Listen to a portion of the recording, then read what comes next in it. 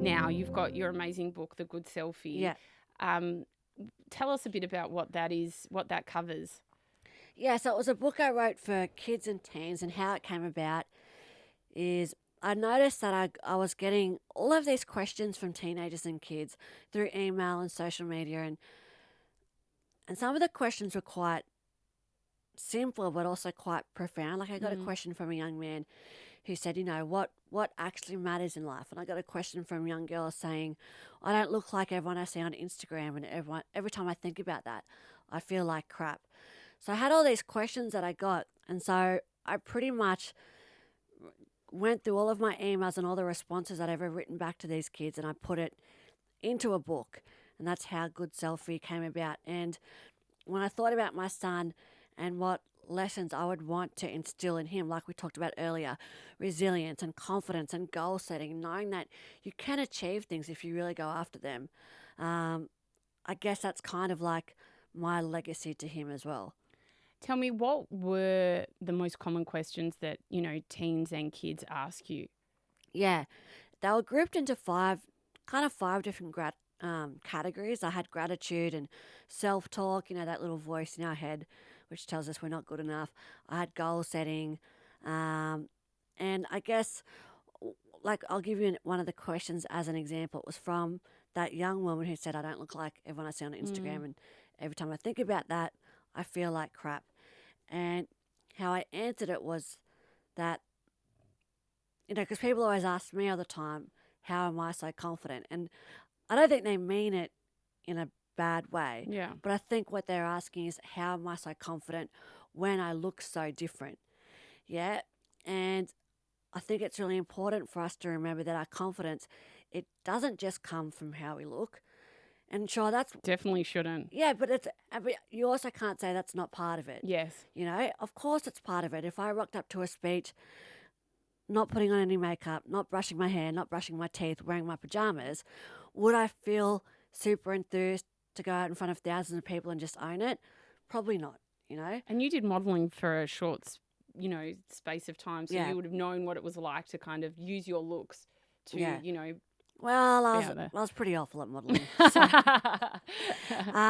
So how do you answer that? well, so, I'm saying, yeah, I get the reader or the kids to draw something which I call a confidence pie, and I get them to put in the pie all of the things that they get their confidence from.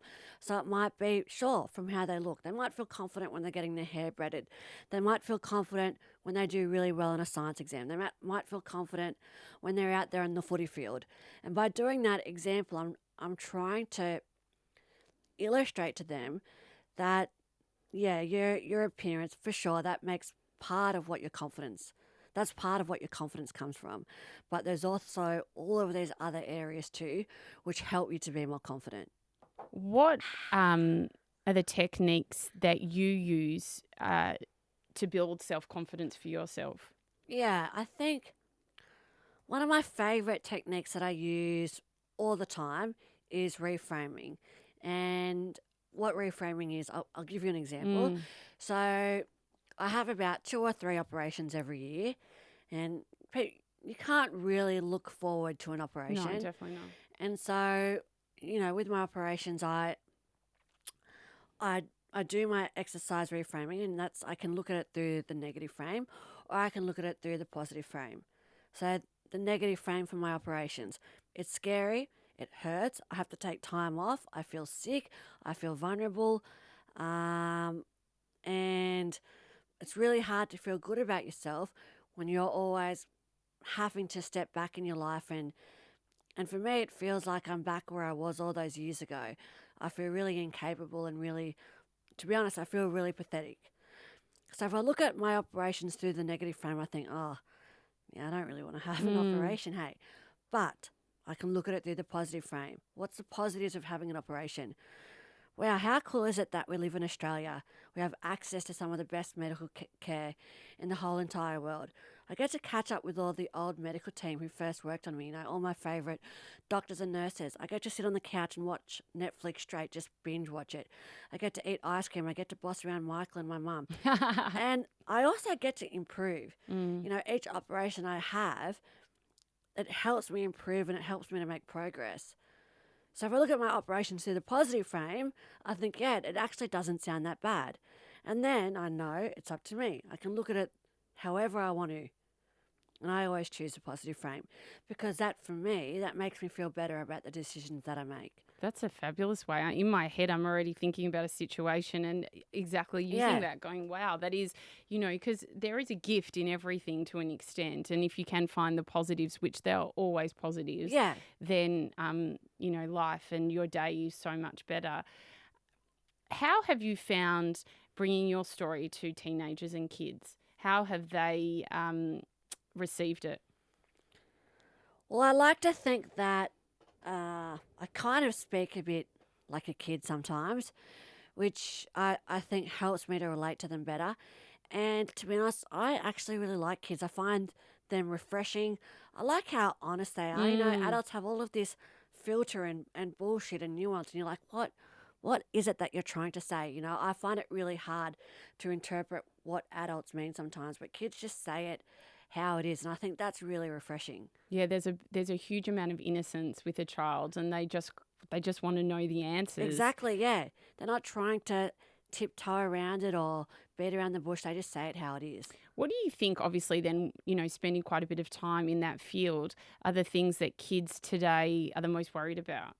Yeah, so I'm not sure if it is all unique to kids these days. I think it's pretty common for all people who are young, and you probably remember while you were growing up, it's feeling like you don't fit in at school, feeling like you're not good enough at stuff, feeling like you're not smart enough or you're not confident enough, not really knowing how to set goals, and feeling a bit lackluster about life in general.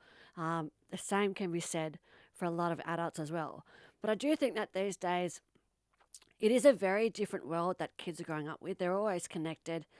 They've got access to social media, which is just a whole new way that we've invented for us to feel bad about ourselves.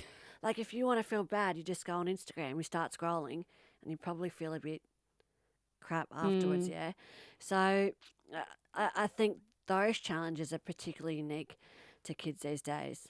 And how do you, being a voice, obviously, that kids look up to, Yeah. how would you tell them to navigate that?